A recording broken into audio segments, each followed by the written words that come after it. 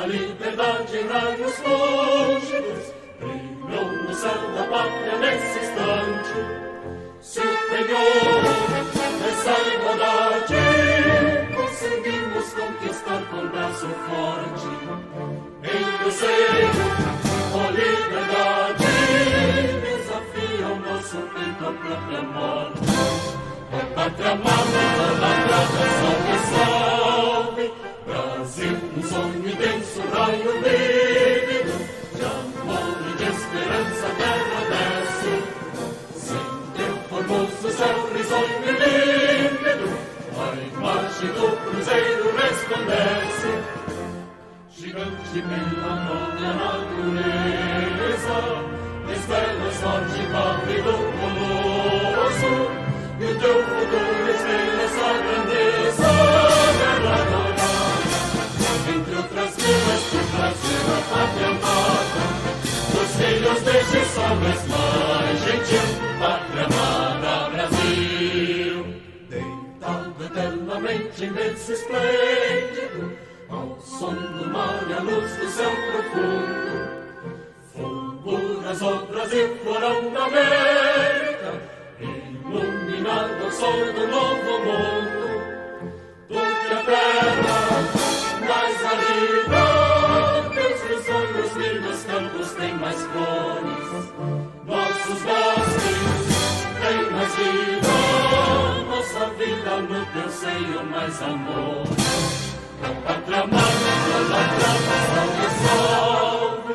Brasil de amor eterno seja símbolo, lá para o teu sentas estrelado. E diga o verde louro desta flora, mas no futuro e glória do passado. Os sedes da justiça clama forte, verás que o brilho teu não pode mudar. Nem tem ninguém te adora a própria morte, terra morada. Entre outras vilas tem Brasil, a pátria amada, os filhos deste sol mais gentil, pátria amada Brasil.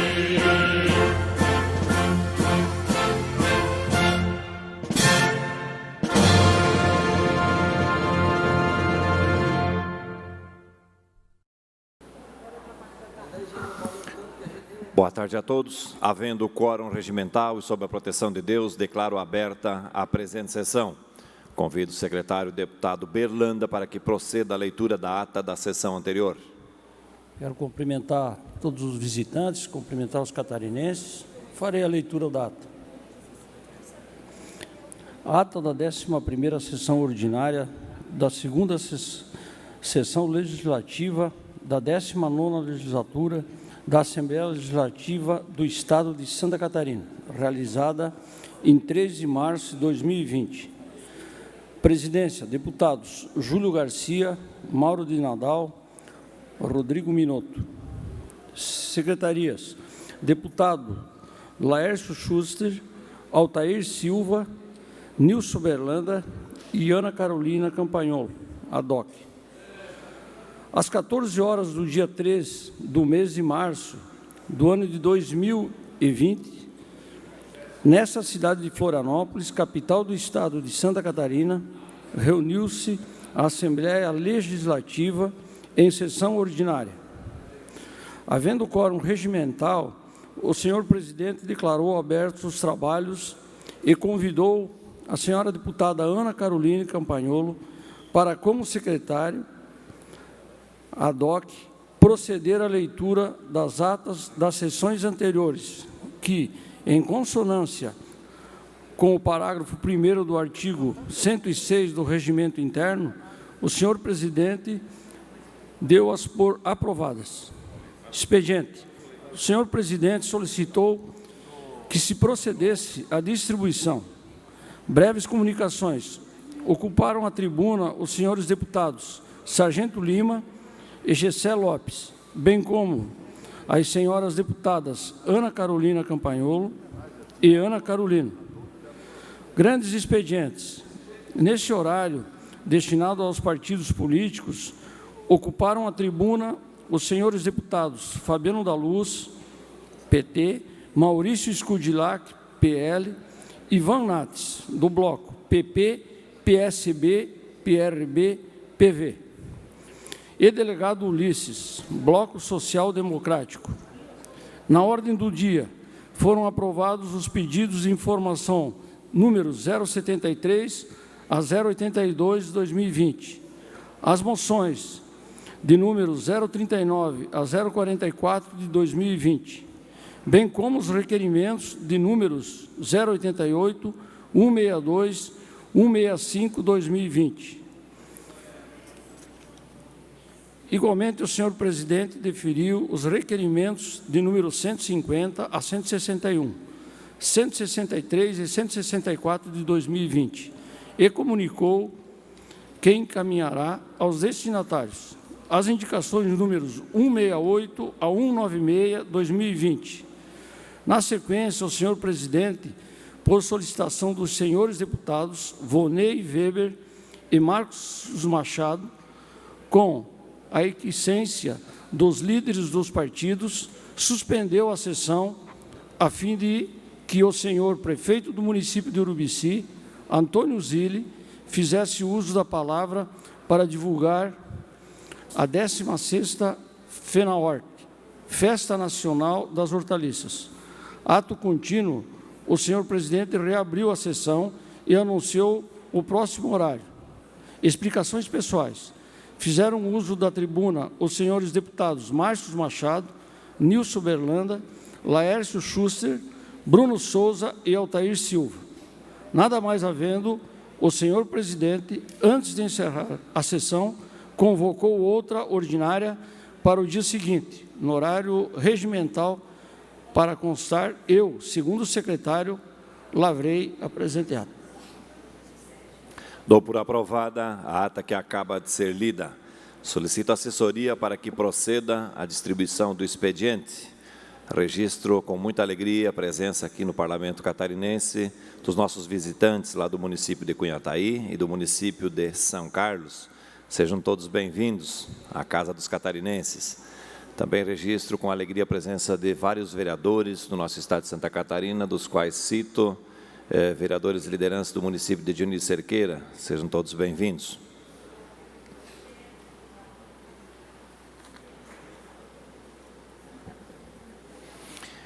Ato número 6 de 2020. O presidente da Assembleia Legislativa do Estado de Santa Catarina, de acordo com o artigo 52, inciso 3º do Regimento Interno, no uso de suas atribuições, concede licença ao senhor deputado Padre Pedro Baldiceira por um período de 60 dias, a contar de 4 de março do corrente ano, para tratar de interesses particulares, Palácio Barriga Verde, em Florianópolis, 4 de março de 2020. Ato da mesa número 7 de 2020.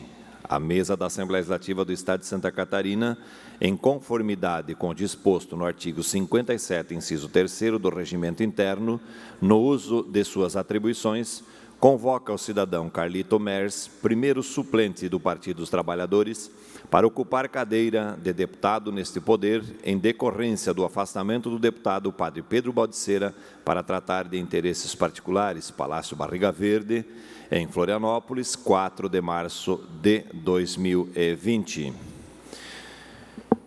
Convido neste momento o deputado Carlito Mers para prestar juramento constitucional.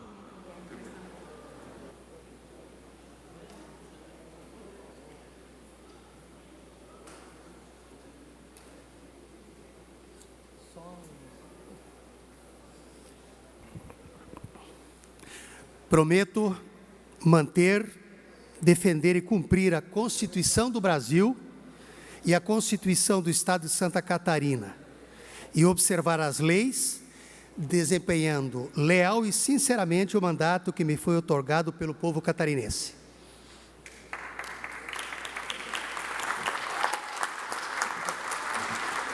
Convido Vossa Excelência para assinar o livro de posse.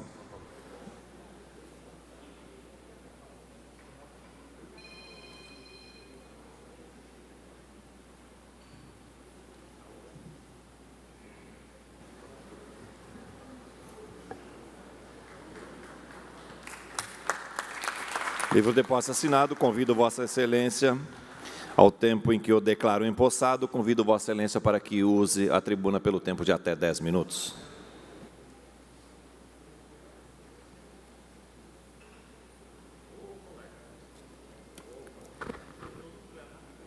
Senhor presidente, demais deputados presentes nessa mesa, em especial, saudação ao deputado Padre Pedro, que com esse gesto dá um exemplo da luta que o Partido dos Trabalhadores, e pelo que eu sei, diversos partidos aqui da casa têm feito, que é a discussão do mandato. Se o mandato parlamentar, e eu já fui vereador, já fui deputado estadual nessa casa, durante 10 anos fui deputado federal, se o mandato é pessoal, porque para se eleger o voto tem que ser personalizado, né, deputado? Ele é somente dele ou do partido. Eu acho que esse é um exemplo. Com a legislação que estaremos operando a partir de outubro, em que se proíbe as alianças, coligações na proporcional, cada vez mais, todos os partidos terão que entender isso, né, ter os seus quadros, porque ou o partido vai com uma chapa completa para garantir o quociente eleitoral eleger, ou realmente ele desaparece. Acredito que com essa onda de entre 50 a 60 siglas que o Brasil tem hoje, registradas e em registro, alguns estão com dificuldades até de registrar, né, deputada Luciana? A gente terá já nessa eleição, faço um cálculo, não mais que 15 partidos, e se essa legislação valer para a eleição de 22, porque no Brasil é muito isso, e eu fui deputado, a legislação se modifica de acordo com os interesses, tenho certeza que a partir de 2022 nós teremos o total de ideologias que a gente possa ter no país. 7 partidos no máximo. Não existe no Brasil, com a complexidade da nossa sociedade, mais do que 6, 7 ideologias, que vão lá da extrema direita à extrema esquerda, é isso. Nós não podemos mais continuar tendo siglas de igreja, siglas de empresários, sigla de... Até cervejaria agora tem sigla e deputados em todos os partidos, quer dizer, acho que... Então, deputado Pedro, eu queria dizer que isso é importante, não só para o PT, esse trabalho, mas como também para a ampliação e exercício da maioria e da democracia, e principalmente que democracia sem partidos políticos não existe, a não ser que a sociedade humana invente algo melhor que a república, que no meu entendimento é a coisa mais importante que conseguimos nesses não sei quantos mil anos que a espécie humana existe no mundo. Com seus defeitos, eu que sou economista, sempre aqui nessa casa e no Congresso olhava, poxa, mas a república é simples, a sua execução. Alguém legisla, os representantes do povo fazem as leis, alguém executa, o prefeito, o governador, o presidente, e o judiciário está lá para verificar se está tudo bem feito. Nós inventamos, né? 88 nós, tem que melhorar, vamos criar Ministério Público, dar poderes, e hoje estamos nessa situação complicada que somente um novo pacto federativo, que diga claramente o papel da União, dos estados e dos municípios, poderá resolver. E talvez pela reforma tributária, que eu lutei tantos anos, nessa casa em Brasília a gente consiga. Queria agradecer aqui a presença do nosso presidente estadual, Décio Lima, né, grande companheiro de tantas jornadas, um período que a República está vivendo muito difícil, e quando nas eleições de 2018, que eu aceitei a tarefa, que já não era mais a minha vontade, o meu sonho pessoal político, teve todos os cargos que eu almejei, principalmente a Prefeitura Municipal de Joinville, foi o meu grande objetivo, foi sempre esse, e que lá não pude exercer o segundo mandato, por uma situação muito semelhante ao que o meu grande companheiro Paulo Exo passou, né, em Brusque. O judiciário, infelizmente, parte do judiciário hoje se transformou no grande espaço do embate político. O judiciário se acha no direito de executar, de legislar, e sempre dizendo assim, o Congresso não resolve, nós tomamos as decisões. E eu lembro que eu fui cassado há 40 dias, o meu registro de candidatura, e numa chapa, vejo aqui a presença do deputado Crelli, absolutamente aberta. O meu vice-prefeito daquela eleição em 2012 era Eni Voltolini, do PP. Fui deputado com ele aqui, deputado federal, uma das pessoas do mundo político que eu mais admirei pela sua correção e honestidade. Com o argumento de que eu havia gasto muito em publicidade. quando eu sabia, já naquele ano, que talvez a coisa mais complexa sempre foi isso. Somente primeiros 6 meses, cumprimos a lei corretamente. Porém, houve uma cassação de registro de uma suplente de juíza, num sábado à noite, uma coisa que me incomoda pessoalmente até. E esse sonho de terminar o que eu queria na vida pública, que era o segundo mandato de prefeito. Em 2018, convencido, né, pela crise, que não só o PT, mas os outros partidos participavam também, aceitei a candidatura de deputado estadual. Infarto há 3 semanas das eleições, praticamente pedindo voto por WhatsApp, realmente, né, então foi muito ruim, que nossa representação aqui reduziu um pouco. E quero, nesses 30 dias, lembrar algumas coisas. Eu participei aqui da 13ª sessão, né, que chama, não? Legislatura. Conversava com alguns dos funcionários da minha época, tem umas carinhas ainda que estão aqui há tempo, uns que querem se aposentar, mas acho que não é o momento de se aposentar ainda. Eu vivi nessa cadeira ali atrás do meu líder, sentado ali, líder do PT, um dos momentos mais assustadores da minha vida. Uma noite que se votaria aqui o impeachment do ex-governador Paulo Afonso. No mínimo 10 mil pessoas cercando aqui a coisa. Eu, líder do PT, tive que ser orientado e seguido por pelo menos um mês inteiro com 2 policiais federais. Num calor terrível, usava aquela proteção, né, embaixo da camisa para morrer. E eu lembro que esse vidro, um vidro semelhante, tinha sido recém-colocado ali.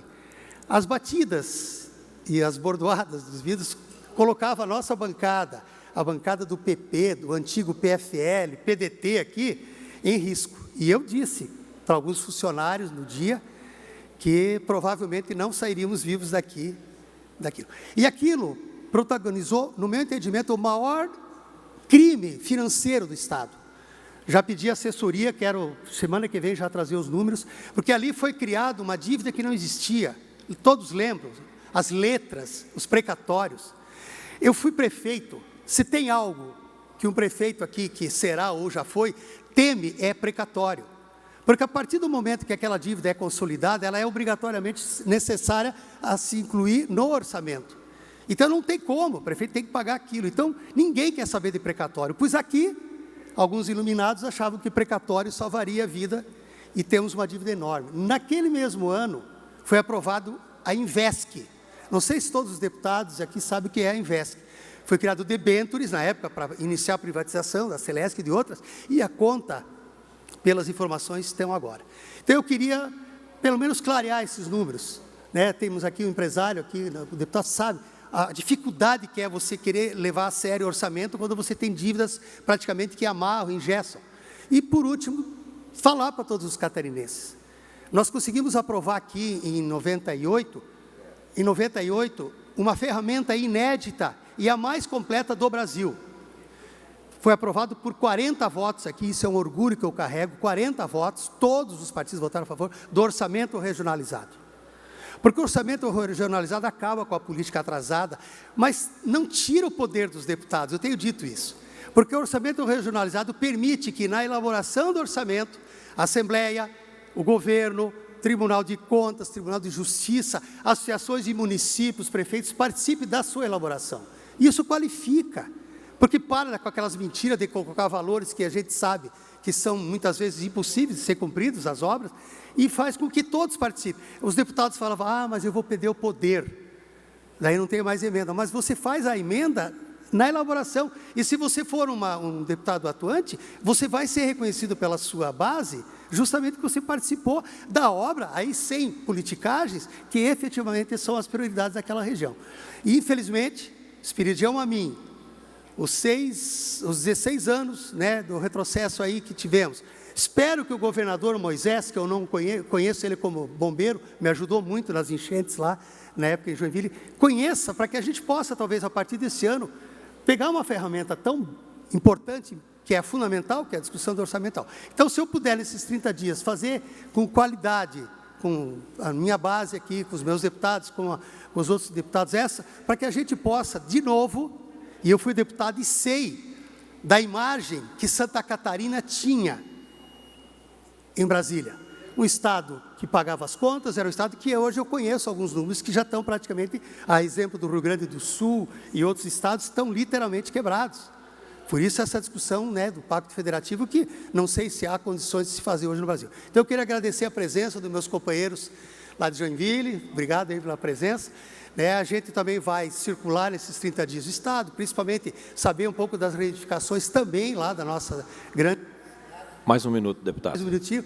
Muito obrigado, senhor presidente. Para que a gente possa, sei lá, eu acredito que esse espaço não há outra possibilidade. Quando eu vejo convocações chamadas para o dia 15 para fechar, porque, senhores, percebam, se as pessoas não têm ideia do perigo. Se vencer na sociedade essa coisa que Congresso, porque Congresso significa Assembleia, para que manter 40 deputados lá? Para que manter Senado e tal? Esse é o jogo. Se tem algo que é fundamental, e na ditadura de 21 anos que nós vivemos, o primeiro poder que foi sacrificado foi o Congresso, diversos deputados cassados. Então, que se a gente puder fazer isso, da valorização, não me interessa se eu gosto ou não dos representantes que estão aqui, foi o povo que escolheu. Lá em 22, troca, muda ou mantém. Mas não é possível pessoas que se dizem democratas ir para uma convocação que é basicamente botar os militares no poder e fechar o Congresso, que é a alma da democracia. Sem Congresso livre não há democracia. Obrigado, obrigado a todos. Seja bem-vindo, deputado. Pela ordem, deputada Luciane Carminati. Quero apenas desejar boas-vindas ao deputado Carlito Mers. Uma grata satisfação conviver com o deputado aqui, como colega, como companheiro de partido, com toda a sua experiência também. Nós não tivemos essa oportunidade, nem eu e nem o deputado Fabiano, não sei se o deputado Padre Pedro teve, mas a gente não teve essa oportunidade. E Vossa Excelência vem num momento muito especial. Amanhã, inclusive, tem uma audiência pública aqui para tratar da reforma da Previdência. Eu estava dizendo para o Fabiano como é bom a gente ter alguém que tem tanta experiência, tanto acúmulo também, para nos ajudar nesse debate aqui internamente. Mas eu quero, além de desejar a Vossa Excelência sucesso e que o senhor possa ser titular, você, Vossa Excelência, vou chamar de você como colega, né, companheiro, possa ser titular, não sei se agora ou no próximo, né, na próxima legislatura. Mas eu quero só terminar falando sobre a importância do parlamento. Na semana passada eu já me pronunciei sobre isso, fiz uma nota de repúdio, inclusive, né, falando do meu posicionamento. Acho o maior equívoco que tem um parlamentar, qualquer cidadão brasileiro, querer o fechamento do Congresso. Porque não é só fechar o Congresso. Na ditadura militar se fechou o Congresso e as assembleias também. E aí significa a representação popular ser ignorada. E o que tem de mais grave, junto com o fechamento do Congresso, vem o fim da Constituição Federal. Porque quem serão as pessoas a cobrar a execução da Constituição Federal? Esse é o segundo ponto. E um terceiro, vamos parar com essa demagogia de que é bom democracia, o povo na rua, não sei o quê. Claro, nós sempre lutamos por isso, mas nem todas as pautas que estão na rua são democráticas. Tem pautas que vão para a rua que eu jamais vou apoiar, porque elas significam o fim da democracia, o fim da liberdade, o fim da paz, né, da igualdade, do respeito entre as pessoas. Então, eu repudio totalmente o dia 15, acho que para a rua é ir com pautas que agregam a nação brasileira, e não com pautas que dizem que a democracia não é importante. Aliás, a nossa democracia é tão frágil e tão recente, quiçá nós tivéssemos 800, 900, 1000 anos, como tem alguns países, para querer dizer que a nossa democracia já está consolidada. Ela está nascendo e a gente já quer matar ela. Então, bem-vindo e parabéns aqui todo o povo de Joinville e do PT também. Pela ordem, deputado Fabiano da Luz. Senhor presidente, senhores deputados e deputadas, eu quero acolher com muito carinho, com muito respeito e admiração o deputado Carlito Mers, que vem contribuir com sua experiência de deputado estadual, de deputado federal, de prefeito da maior cidade de Santa Catarina, e tenho certeza que, como nós estamos aqui com vários debates, com várias discussões, Vossa Excelência vem para nos ajudar, para nos ensinar, e será um orgulho aprender contigo aqui nesse período que estará conosco na Assembleia. Bem-vindo, companheiro. Pela ordem, deputado Fernando Kreling. Deputado Carlito, quero saudar todos os joinvilenses aqui presentes que vieram prestigiar esse momento importante para a cidade de Joinville. Quero dizer que, praticamente 30 anos atrás, conheci o senhor numa mesa onde minha família estava reunida num processo Quem Ama Não Separa, que era Piraberaba de Joinville, naquele momento da emancipação de Piraberaba, e você foi um defensor que Piraberaba mantivesse, né, fosse um braço aí, uma extensão de Joinville. Estou muito feliz hoje de estar aqui na Assembleia e tê-lo como meu amigo, parceiro de parlamento, defensor da mesma causa que a nossa, que é a cidade de Joinville. Então, independente de sigla partidária, de esquerda, de direita, que isso virou uma onda no país hoje, né? Esse contra esse. Eu quero dizer que sou joinvilense e fico muito feliz de termos mais um representante aqui dentro. Falo isso de coração. Nós temos exemplos aqui dentro do oeste do Estado, sul do Estado, que tem grandes representações dentro da Assembleia Legislativa. E quando eu vejo que a nossa região tem mais alguém aqui defendendo os interesses da região norte e nordeste de Santa Catarina, me deixa muito feliz. Por isso que agradeço e quero sempre estar à disposição. Deputado Fernando, tenho que corrigir Vossa Excelência. Vossa Excelência tem 37 anos e o Carlito está me dizendo aqui que te carregou no colo. Pelo teu tamanho, no máximo 2 anos. Então, são 35 anos que você conhece o deputado Carlito. Esta presidência registra com alegria a presença dos vereadores Vone Scheuermann, presidente da Câmara de Vereadores de Lages, Amarildo Farias, vice-presidente da Câmara de Vereadores de Lages, juntos com servidores em visita à Diretoria de Comunicação da Assembleia Legislativa. Sejam todos bem-vindos. Breves comunicações, pelo tempo de até 10 minutos. Fará uso da palavra o deputado Ismael dos Santos.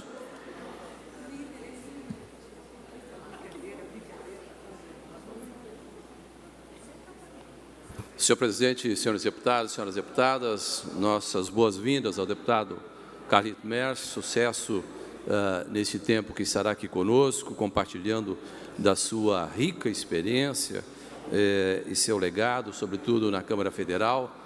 Muito bom tê-lo conosco nessa caminhada. Quero comentar aqui com muito carinho a deputada Ana Paula, que aqui está junto à mesa diretiva, nossa conterrânea de Blumenau, e o deputado Décio Lima, que foi prefeito da cidade, deputado federal. Eu tive a satisfação de ser seu secretário municipal da Criança e Adolescente, na gestão, pelos anos 98, 99, velhos tempos. Sucesso, ex-deputado Décio Lima. Cumprimentar com carinho também, vejo aqui o Conselho de Pastores de Gaspar, capitaneado pelo meu amigo Márcio. Obrigado pela presença nessa casa, sejam todos bem-vindos, bom recebê-los aqui no dia de hoje. Senhor presidente, o que me traz essa casa, deputado Lércio, a essa tribuna, mais uma vez, é um assunto que já debati aqui, e vejo aqui o nosso representante da cidade de Camboriú, Gessé, aqui está,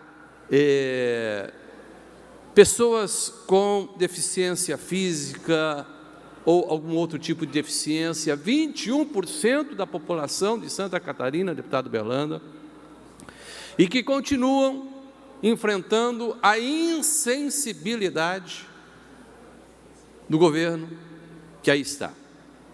Eu recebi na segunda-feira no nosso gabinete regional em Blumenau representantes de todo o estado, Lages, Rio do Sul, Itapema, Florianópolis, Joinville. Hoje pela manhã recebi mais uma comitiva do segmento, e eu quero rapidamente aqui pautar algumas das questões, deputado Sargento Lima, que nós estamos questionando junto ao governo do Estado. Porque o Rio Grande do Sul está ganhando dinheiro em cima dos catarinenses, Paraná está ganhando dinheiro. E por quê?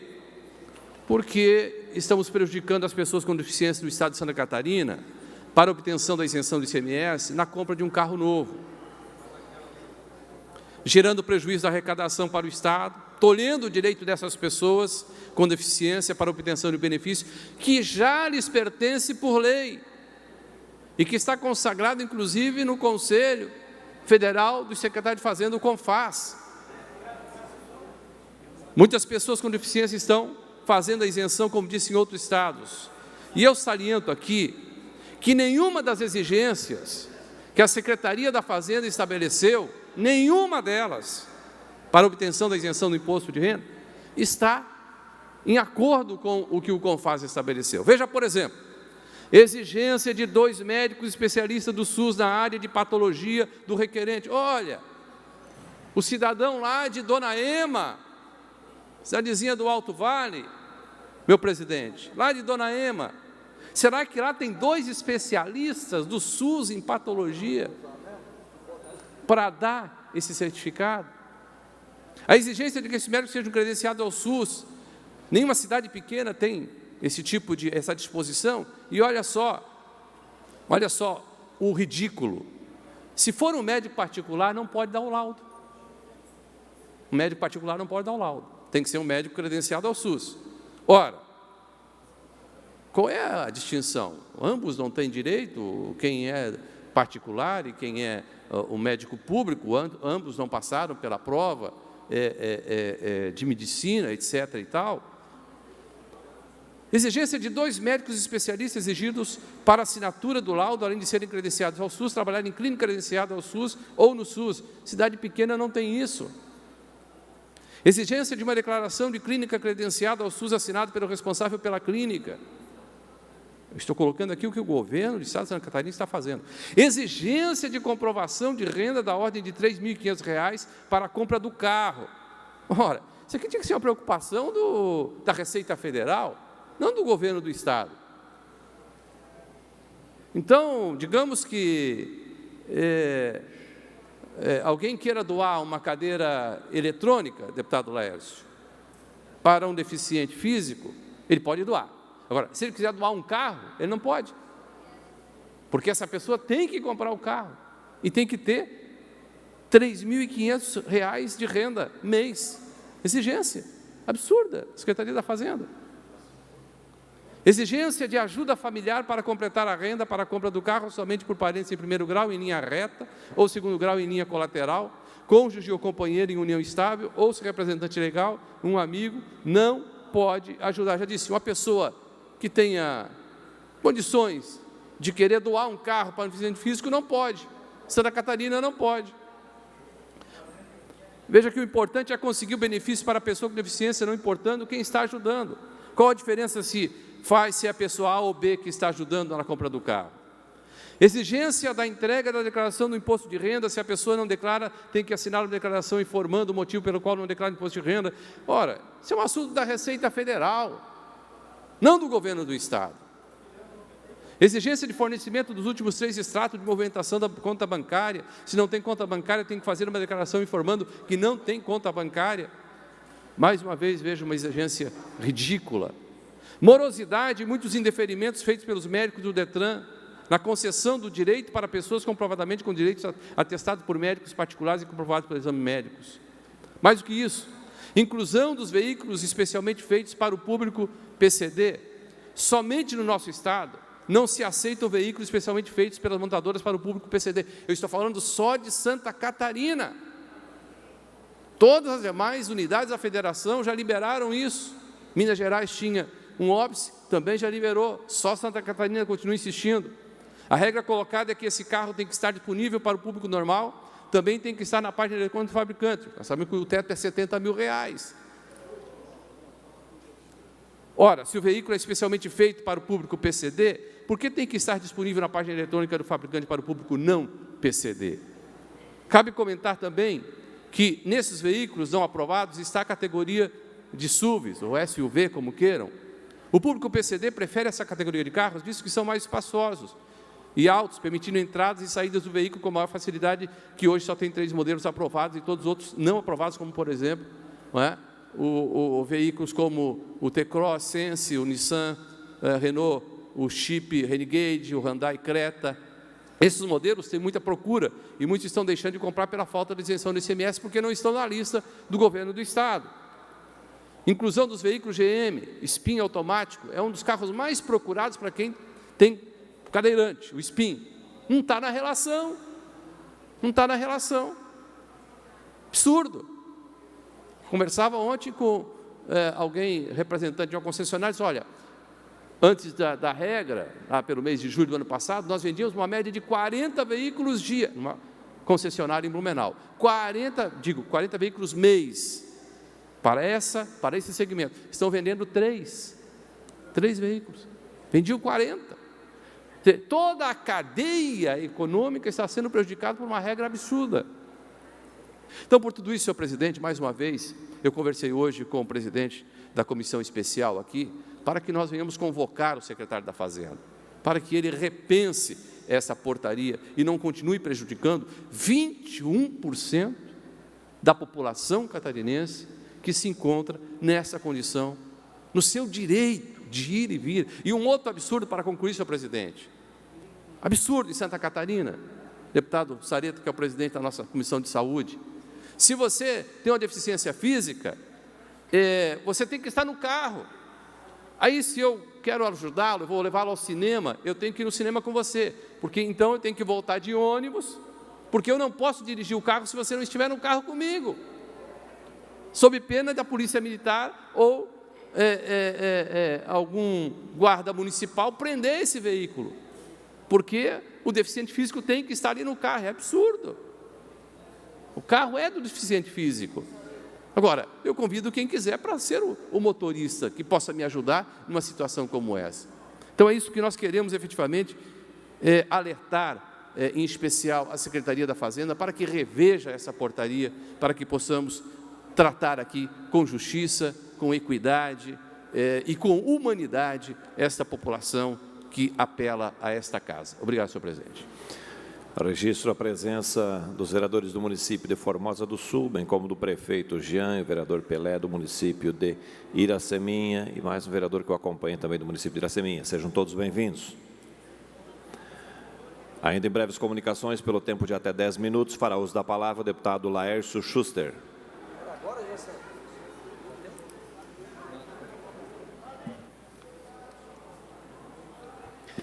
Senhor presidente Mauro de Nadal, colegas deputados, eu gostaria, na tarde de hoje, em primeiro lugar, fazer aqui um agradecimento pelos 31 anos que o Jornal do Médio Vale, um jornal extremamente importante, não só para a cidade de Timbó, mas para toda a região do Médio Vale do Itajaí, está comemorando hoje. Um jornal que construiu a sua história através da credibilidade e principalmente pela qualidade das suas informações. Então, os nossos parabéns ao Jornal do Médio Vale, principalmente ao seu editor-chefe Evandro Lois e também aos seus colaboradores. Mas o que me traz aqui, colegas deputados e a todos que estão nos acompanhando, é em primeiro lugar agradecer aos colegas por na tarde de ontem terem aprovado por unanimidade na sessão de ontem, o meu requerimento que pede que o Tribunal de Contas do Estado faça uma auditoria nas contas da saúde de Santa Catarina.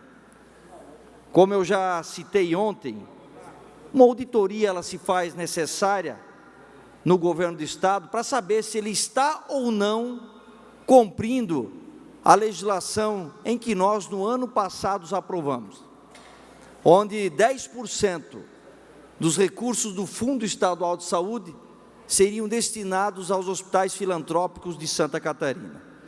Há fortes indícios que chegam de todos os cantos do nosso Estado, que a lei aprovada por esse Parlamento, infelizmente, não está sendo cumprida pela Secretaria de Estado da Saúde, e esses hospitais, alguns deles até hoje, não receberam recurso. Nós temos informações, inclusive, que depois de muitos anos, hospitais tiveram que abrir processos judiciais, como o Hospital de Curitibanos e de Gaspar, para entrar na justiça para receber os valores, que é de obrigação e dever do Estado de Santa Catarina. Mas eis que ontem, depois de um debate promovido por esse Parlamento, que tomou conta das redes sociais e também do noticiário catarinense, eu me deparo com uma publicação do governador Moisés, onde, através de um post nas suas redes sociais, ele promete 300 milhões para os hospitais filantrópicos. Bom, e como diz o Manezinho, deputado Ivan Nats, o Manezinho Cacau Menezes, põe na tela amarelo, para a gente ver a publicação do governador.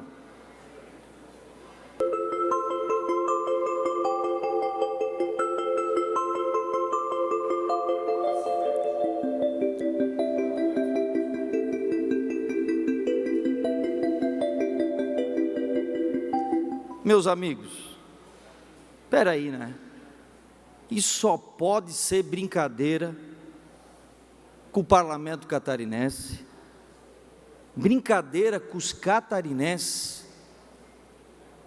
que precisam de um olhar mais sensível e generoso para a área da saúde. Eu não consigo acreditar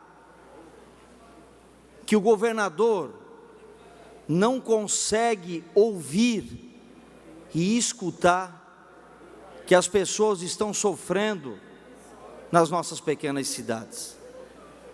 Ou é por desconhecimento, ou é mau assessoramento. Governador, nós precisamos dar mais atenção para esse tema. Nós precisamos sair do palácio, do ar-condicionado e viver um pouco a vida real das pessoas, principalmente nas pequenas cidades. A saúde não se constrói e não se resolve por posts, por flashes, por redes sociais. A saúde não se melhora num passe de mágica. A saúde se melhora com gestão, com planejamento, com trabalho, é levar a sério uma pasta que pode salvar vidas. Nós deveríamos estar aqui, colegas deputados, trabalhando para melhorar a saúde pública de Santa Catarina, mas nós estamos aqui trabalhando para que ela não piore. Isso é o fim. Portanto, eu acredito que esse parlamento precisa, o mais rápido possível, dar uma resposta para os catarinenses, e é por isso que eu imploro ao Tribunal de Contas do Estado, que ele possa fazer essa auditoria, e verificar se os 190 milhões de reais chegou até a ponta, chegou até os hospitais, para nós mantermos essas entidades com as portas abertas, porque o que parece é que a política pública hospitalar desse governo é para fechar os hospitais filantrópicos das pequenas cidades, é para que as nossas famílias que vivem nas pequenas cidades voltem a conviver com a ambulância terapia, circulando pelas estradas catarinenses esburacadas, levando insegurança, debilitando mais a saúde daquele que mais precisa. Nós precisamos, como parlamentares, dar um basta. Precisamos melhorar a nossa fiscalização. E, se possível, se o governador tiver humildade, nos colocarmos à disposição de ajudar. E dizer, com muita franqueza ao governador, que com o jeito que ele está administrando o nosso Estado, e fala alguém aqui com propriedade, acredito que eu tenho propriedade, porque durante 8 anos eu fui prefeito de uma pequena cidade, e lá nós fizemos uma grande revolução na área da saúde, que é a cidade de Timbó. Com humildade, que ele possa entender que para administrar bem Santa Catarina, bem ao ponto da confiança que o catarinense deu a ele, mais de 70%, na última eleição, que ele entenda que para melhorar a saúde, ele precisa sair do ar-condicionado, sair de dentro do palácio, ir para a rodovia com o seu carro e não de helicóptero, para poder conhecer a vida real das pessoas principalmente nas pequenas cidades. E aí sim, ele vai poder olhar para o seu secretário de saúde, lhe indagá-lo e perguntar por que os nossos hospitais filantrópicos de Santa Catarina, até hoje, não receberam, com convênio assinado, recursos de uma lei aprovada por esse parlamento. Luiz Alves assinou convênio e está esperando mais de R$90 mil. Rio dos Cedros, até hoje, não assinou convênio, está para receber mais de R$500 mil.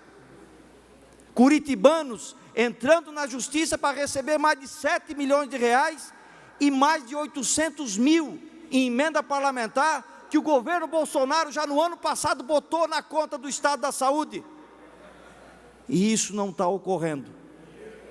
Então, colegas deputados, eu imploro aos senhores que nós possamos nos unir para que as pessoas parem de sofrer, principalmente nas pequenas cidades catarinenses. Eu passo a palavra para o colega deputado Sargento Lima.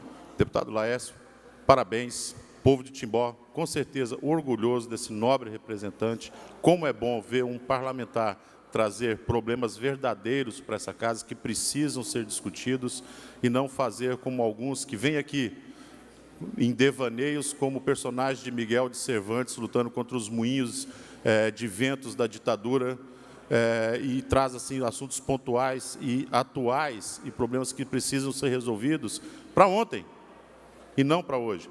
Parabéns, como disse, tenho certeza que o povo da cidade do senhor, de Timbó, tem orgulho desse filho tão nobre aqui, e mais uma vez, parabéns por trazer assuntos verdadeiros para essa casa.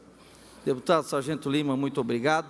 E novamente, encerrando, de coração, colegas deputados, obrigado por terem ontem me ajudado a aprovar o requerimento que dará poder ao Tribunal de Contas do Estado de Santa Catarina para auditar as contas da nossa Secretaria de Estado de Saúde.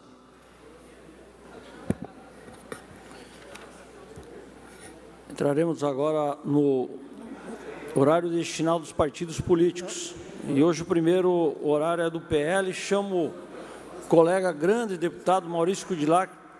Tem um tempo de 8 minutos, deputado.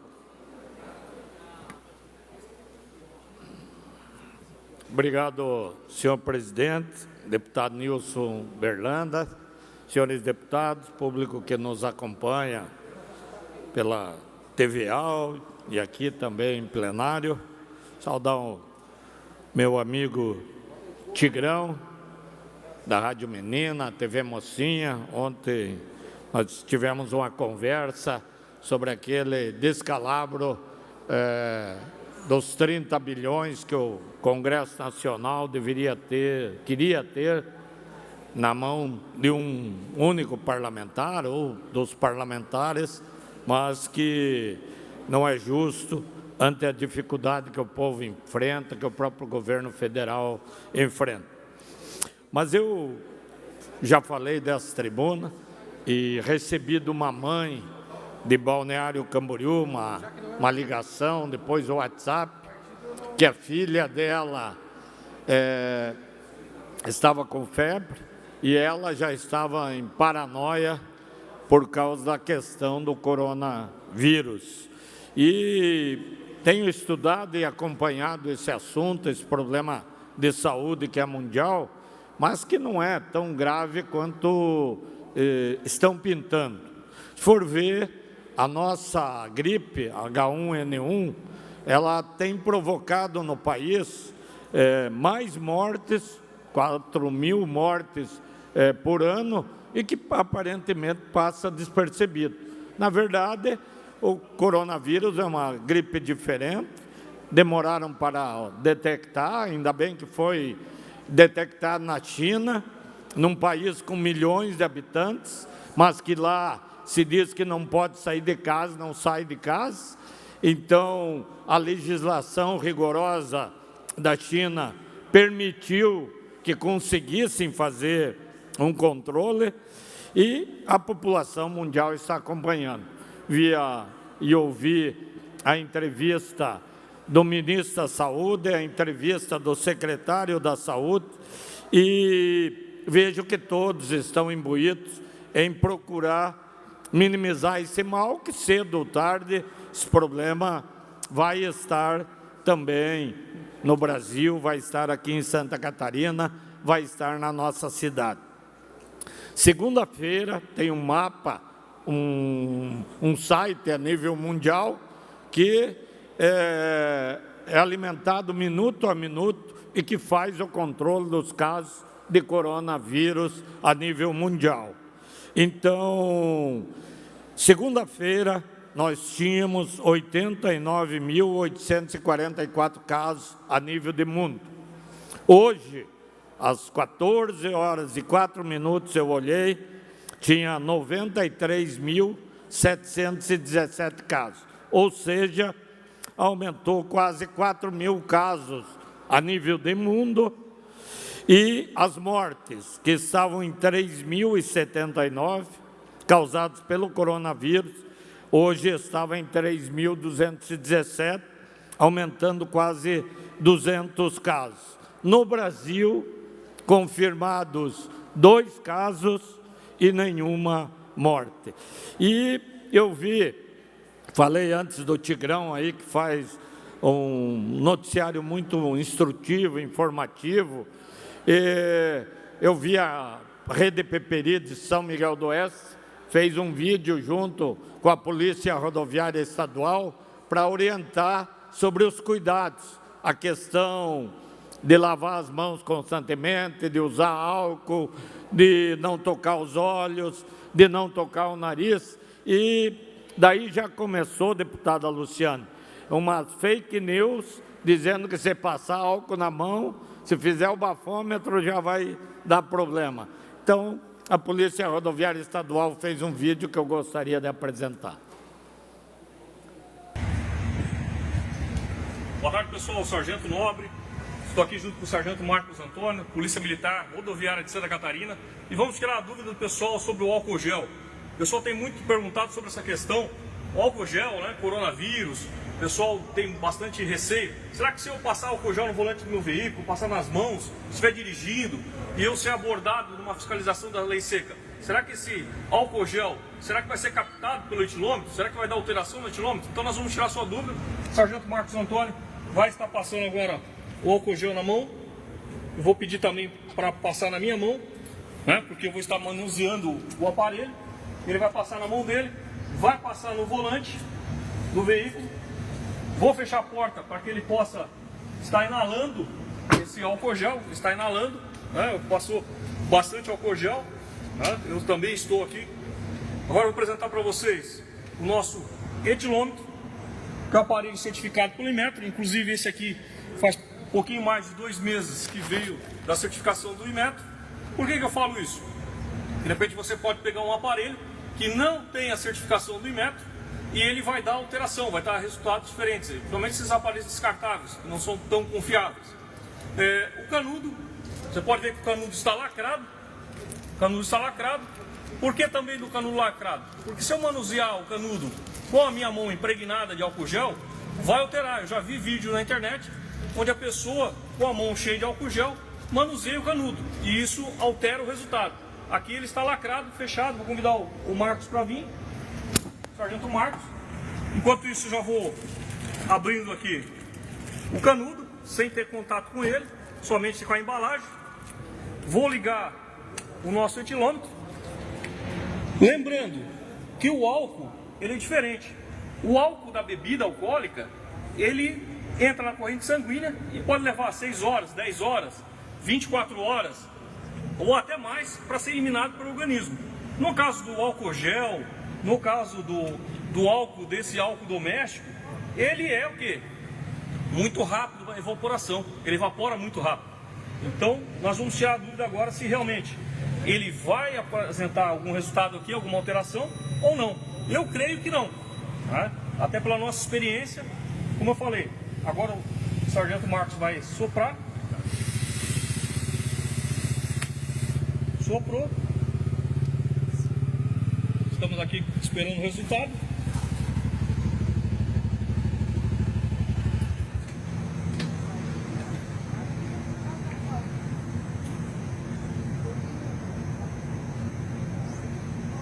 Olha lá, 0,0. Então, ao contrário do que se diz por aí, o álcool gel, ele não altera o resultado do etilômetro. Né? Ele não altera, não tem alteração nenhuma. Espero ter esclarecido a dúvida de vocês. Um grande abraço. Então é isso aí. Quem queria usar a desculpa do álcool gel, não pode beber, né? O melhor é não beber para dirigir. O álcool gel não altera e o álcool gel é muito importante para a proteção da saúde. Então, coronavírus é grave, não é tanto quanto se faz, vamos com cautela que nós vamos vencer mais essa luta. Parabéns à Polícia Rodoviária Estadual e a... Continuando horários políticos, partido político PT, a querida deputada Luciane Caminati.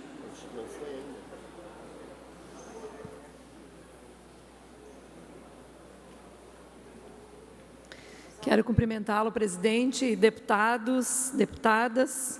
Eu estava ouvindo atentamente a manifestação do deputado Maurício e confesso que ri muito, porque ontem mesmo nós lançamos uma frente parlamentar aqui na casa da ciência na escola, a importância da ciência na educação, da ciência na escola.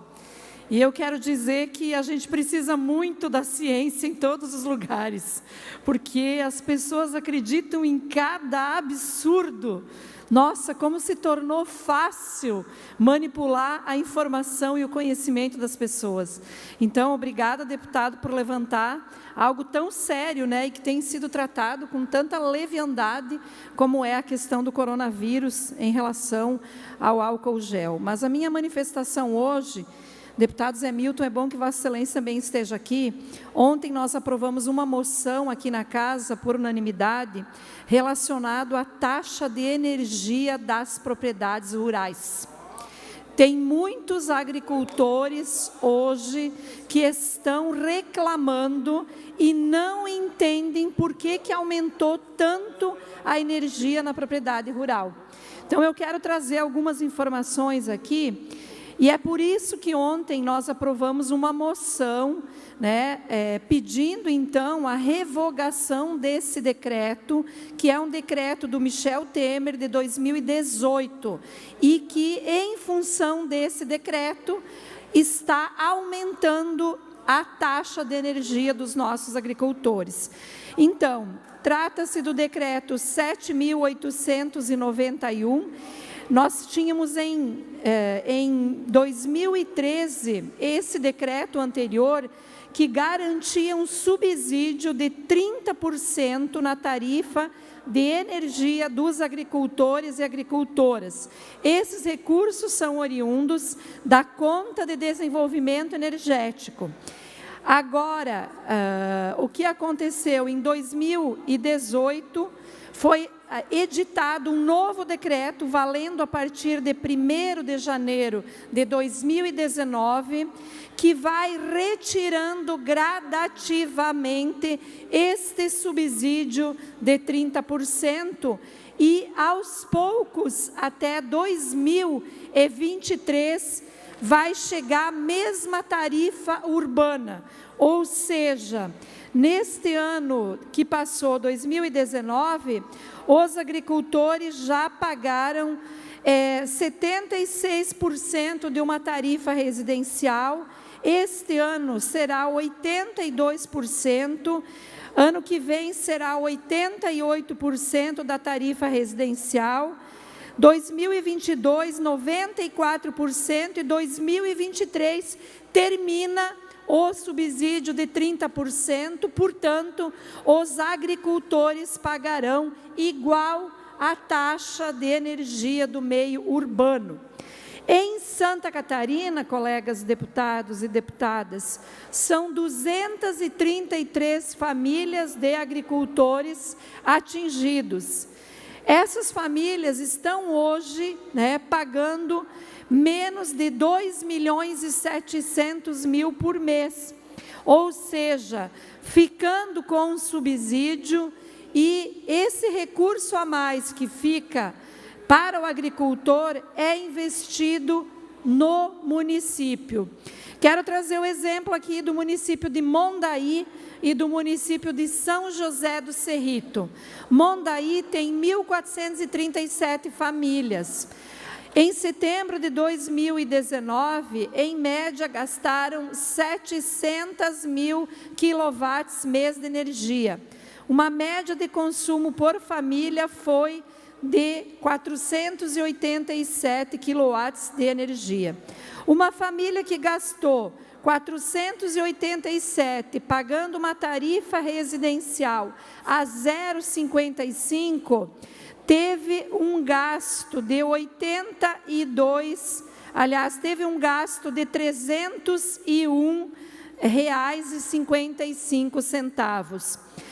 Quando a gente faz a conta, tirando o subsídio, essa taxa vai para R$ 209,41.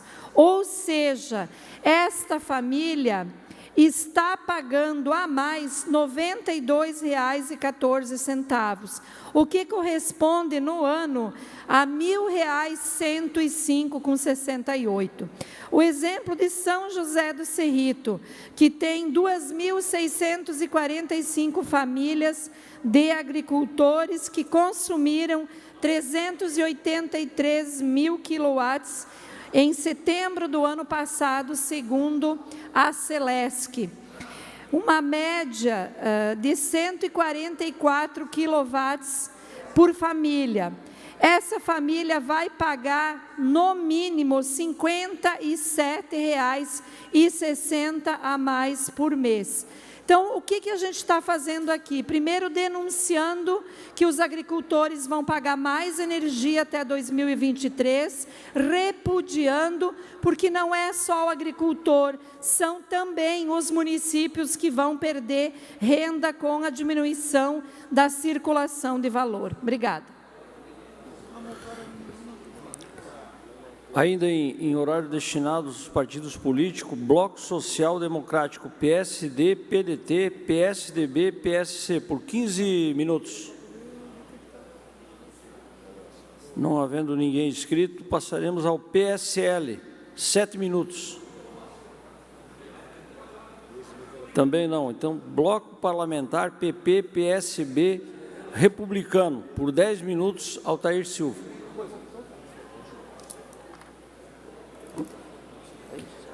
Muito boa tarde, senhor presidente, senhoras deputadas, senhores deputados, telespectadores da TV Assembleia Legislativa, assim da Rádio Digital também.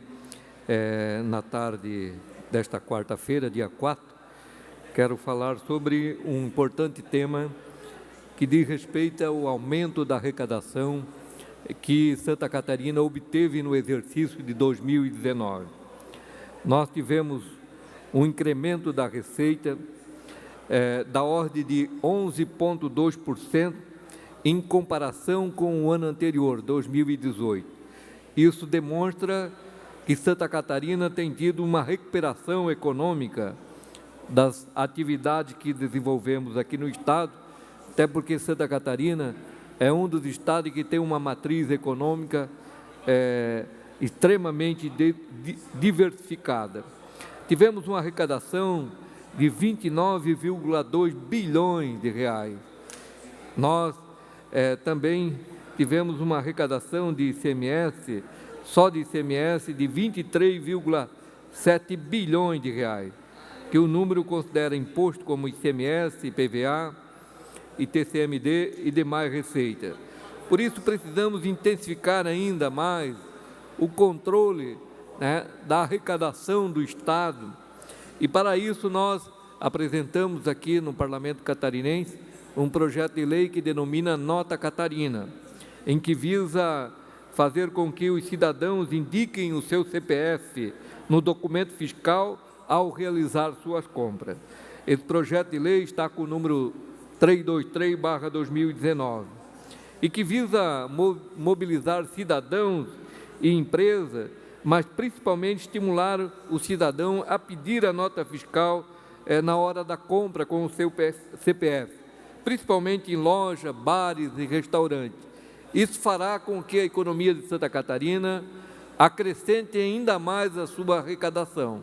Portanto, um projeto de lei, existem outros similares na Casa, acredito que vai haver uma simplificação deles em um único projeto, e acreditamos que a nota Santa Catarina, que é um dos poucos estados que ainda não o tem, haverá de ser implementada e nós possamos melhorar ainda mais a arrecadação do Estado para fazer frente às demandas que temos de investimento, especialmente na área da educação, na área da saúde e na área da infraestrutura de Santa Catarina.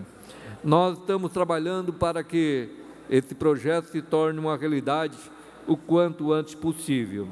E dentro do projeto que houve aumento da arrecadação tributária, nós podemos aqui citar o IPVA, que teve uma alta de 10,4% na arrecadação do Estado, o que representa 1,3 bilhões de reais.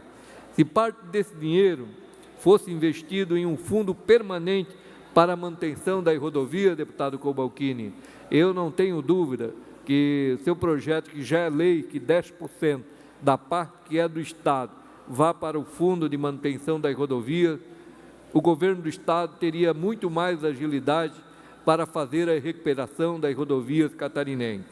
Portanto, esse projeto que nós apresentamos aqui, que vem também na linha do trabalho do deputado Cobalcini, de vários deputados dessa Casa, que visa a criação de um fundo permanente para a manutenção das rodovias. Esse projeto já recebeu o apoio de mais de 120 câmaras de vereadores de Santa Catarina. Nós esperamos que o governo reconheça a importância dele, que esse parlamento também, unidos, nós possamos fazer a nossa parte para que possamos ter, na Secretaria da Infraestrutura, recursos já carimbados, o recurso das multas, o recurso do uso das faixas de domínio, os 10% que já é lei, uma lei encaminhada pelo deputado Cobalcini, que transforma 10% da receita do IPVA de Santa Catarina indo diretamente para a Secretaria da Infraestrutura, constituindo num fundo para investir exatamente na manutenção das rodovias, assim como as sobras dos poderes que ocorrem a todos os anos. Por isso, estamos trabalhando fortemente. Amanhã, inclusive, vamos ter uma audiência com o secretário da Infraestrutura, no sentido de que nós possamos encontrar uma saída o mais rápido possível para que o Estado, que tem um fundo para a saúde, tem fundo para a educação, tem fundo para assistência social, que também tem um fundo específico para investir na infraestrutura de Santa Catarina, especialmente nas manutenções das nossas rodovias e ampliação de muitas outras ainda que precisam ser construídas, a exemplo da SC 283, que precisa ser concluída lá no Grande Oeste, principalmente do trecho de Mondaí até Itapiranga, assim como a 154 do município de Ipumirim até o município de Vargião. São rodovias que estão esperando recursos para poderem ser concluídas, obras prometidas há anos por vários governos, que nós temos que encontrar uma saída para concluir essas importantes obras que o Grande Oeste também tanto precisa, assim como a conclusão da SC 108 do trecho que liga o município de Major Gersino ao município de Angelina, são 23 quilômetros, que também há muitos anos espera pela conclusão, pelo início dessas obras. Portanto, se nós destinarmos recursos de forma correta, nós vamos ter recursos para poder investir. Além de que precisamos fazer uma reforma da Previdência, efetivamente, que possa combater o grande déficit que Santa Catarina tem com a Previdência Estadual. O Estado jamais poderá sobreviver de forma sólida, tendo um déficit anual que ultrapassa os 4,2 bilhões de reais, que tem um déficit que chega a quase 400 milhões de reais por mês e não tem recurso para investir em áreas essenciais da economia de Santa Catarina. Eu sempre defendo, e defendo aqui abertamente, que até a reforma da Previdência apresentada pelo Congresso Nacional poderia ser com poucos artigos, muito poucos artigos, ou seja, CLT para todos os brasileiros, Não pode haver distinção em quem trabalha na iniciativa pública e quem trabalha na iniciativa privada. Portanto, com apenas um artigo, CLT para todos os brasileiros, nós teríamos, sim, uma reforma da Previdência verdadeira, eficaz e eficiente. Portanto, nós não podemos brincar esse Parlamento em fazer uma pequena reforma, uma pequena maquiagem, porque os problemas do déficit vão permanecer e, com isso, Santa Catarina não vai poder criar uma expectativa futura de crescimento com solidez, com desenvolvimento, com recursos para poder investir em saúde, educação, infraestrutura e dar um futuro melhor para a nossa gente. O momento da reforma da Previdência, deputado Bruno Souza, sei que aqui apresentou um substitutivo global que melhora em muito, né, a economia do Estado, mas junto, essa Assembleia Legislativa precisa dar uma resposta segura para o futuro das nossas gerações. Deputado Bruno Souza, com Vossa Excelência, está com uma parte. Eu apenas venho aqui para fazer uma parte e dar os parabéns pelo seu discurso sempre coerente e principalmente consciente.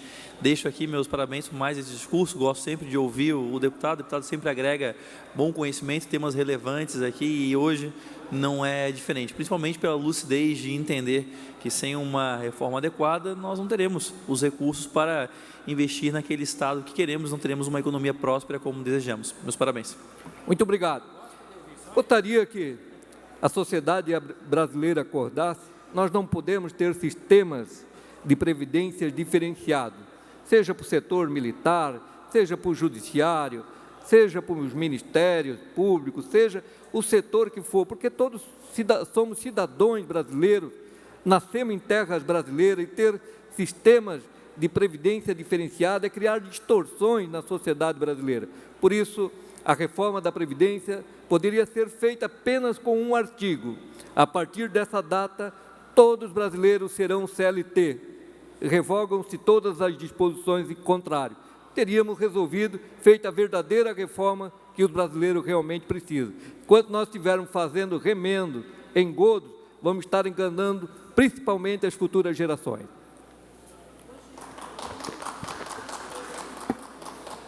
Dando continuidade ao horário destinado aos partidos políticos, IMDB por 3 minutos e 30 segundos. Não. Terminando o horário dos partidos políticos, eu suspendo a sessão até às 16 horas para a ordem do dia.